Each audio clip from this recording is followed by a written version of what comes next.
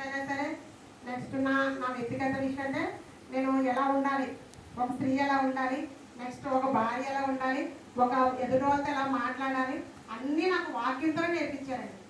ఏ రోజు నన్ను గద్దించింది లేదు. ఒక వాక్యమే, అమ్మ వాక్యంలో స్త్రీ ఇలా ఉంటుంది, ఇలా మాట్లాడాలి, ఇలా మాట్లాడితే నీకు ఆత్మీయ సంబంధం ఎక్కువ అవుతుంది, లేదంటే నీకు అందరూ నీకు దూరం అవుతారు అన్న వాక్యంతో నన్ను ఆయన నడిపించారండి. అదేవిధంగా నేనైతే వచ్చిన 2 సంవత్సరాల వరకు మందిరంలో ఎవరు లేరండి. ఎందుకంటే మా తోటికోడళ్ళు ఆర్సీఎం చర్చికి వెళ్తారండి, మా అత్తయ్య గారికి ఒంట్లో బాగోదండి, కానీ ప్రేయర్కి వస్తారు. కానీ ఎప్పుడు అన్నీ అయిపోతే మరి ఆవిడ కూడా పెద్ద ఆవిడ నడవలేరు, అయినా సరే అలా మెట్లెక్కి వచ్చేవారండి. కానీ దేవుడు ఎంతగానో 2 ఇయర్స్ ఎంతగానో నేను వచ్చినప్పుడు అంటే అయ్యగారు పెట్టినంత 10 సంవత్సరాలు నేను వచ్చి 6 సంవత్సరాలు అవుతుంది. ఈ 6 సంవత్సరాలు 2 సంవత్సరాలు చాలా బాధపడ్డామండి. ఒక్కలే పాట పాడేసుకుంటారు అయ్యగారు, అలాగే నేను ఒక్కదాన్ని పాట పాడేస్తాను. పాటలన్నీ అయ్యేకి 1-2-3 సండే స్కూల్కి వెళ్ళి వచ్చేవారండి. ఆ తర్వాత సంఘస్థులు వచ్చేవారు. సంఘస్థులు అంటే ఎవరో కొంతమంది అండి. అది కూడా ఎలా అయింది, ఆ మందిరం వెనకాలే మా ఇల్లు అండి, చిన్న ఇల్లు, చిన్నది. అందులోనే నేను అన్నీ పెట్టుకొని నేను నా భర్త ఉండేవాడండి. ఆ టైంలో ఈ ముందంతా మందిరానికి ఇచ్చామండి. ఆ టైంలో ఏమైందంటే ఈ మందిరానికి అయితే ఎప్పుడైతే మేము ఇచ్చామో ఈ మందిరానికి ఎలా నడుస్తుందో అందరూ వచ్చేవాళ్ళంటే అందులోంచి నేను వెళ్ళాలి. అందరూ నేను తీసుకుపోయేవారు, ఏంటి ఇందులోంచి వెళ్తున్నారా, మేము మధ్యలోంచి వెళ్ళాలి అన్న ఫీలింగ్తో ఉండి నువ్వు ఈ వారం వస్తే వచ్చేవారు కాదండి, మళ్ళీ వచ్చేవారు వస్తే అటు వచ్చేవారు కాదండి. అయినా సరే మేము దేవుని అలాగే గోదాడే, ప్రభా ఒక్కొక్క మందిరం నువ్వు ప్రభా, ఎందుకంటే మందిరంలో ఎంతమంది నేను ప్రార్థన చేస్తారో అంతగానో వాళ్ళని ఆశీర్వదిస్తామని ఎంతగానో దేవుడిని అడిగామండి.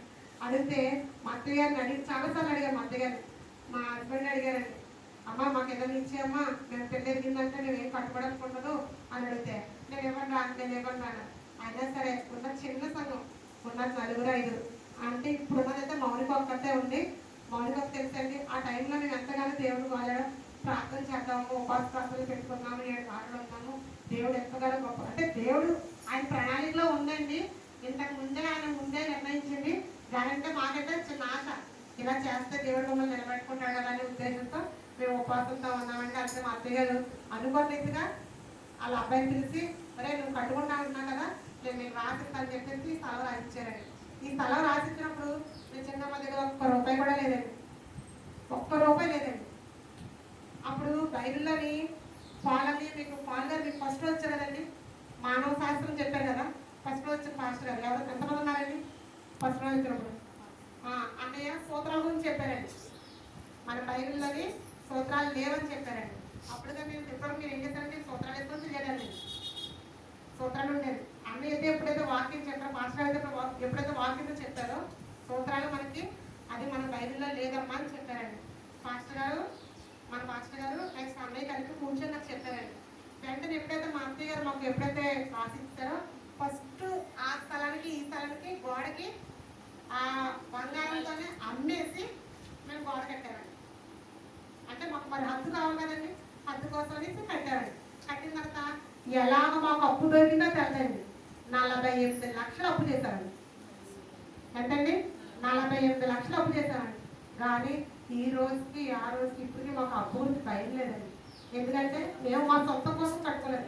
ప్రభా మాకు మందిరం కావాలి ప్రభా, ఎందుకంటే ఆ మందిరంలో మేము చాలా ఇబ్బంది పడేవాళ్ళం. ఎందుకంటే అందులోంచి వెళ్ళాలి, అందులోంచి రాలి. ఇప్పుడు చూడండి, వర్షం వచ్చినా ఏ ఇబ్బంది వచ్చినా మనకి ఏమి ఇచ్చారు దేవుడు? ఒక ప్లేస్ ఇచ్చారు. ఈ ప్లేస్లో మనం